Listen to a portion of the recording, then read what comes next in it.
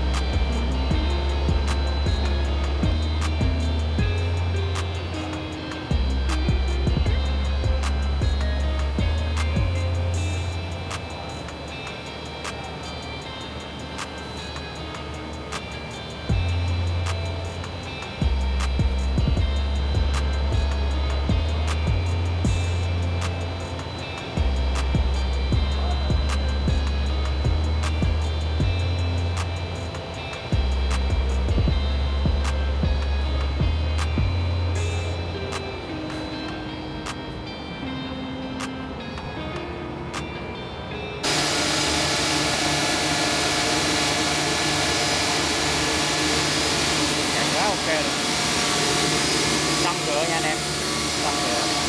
Nhìn cái dàn tủ điện nó đã.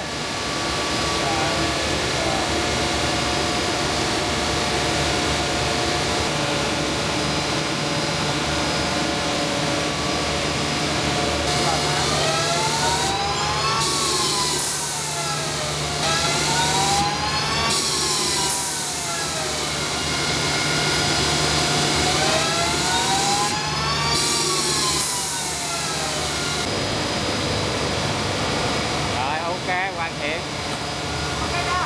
Ok.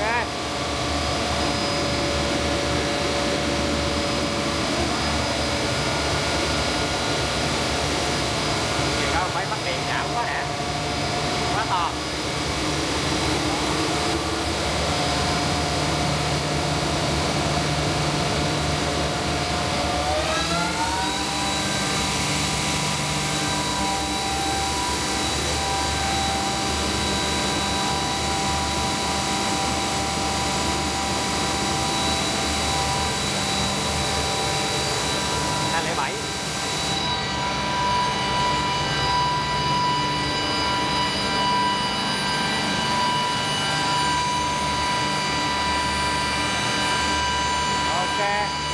Hoàn thiện, chạy ngon lành.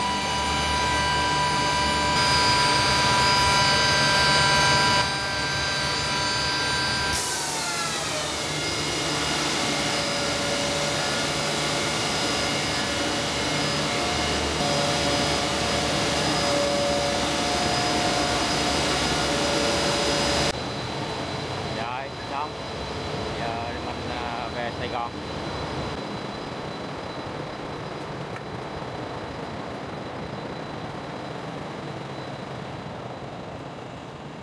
Nha anh em, gục tại chỗ.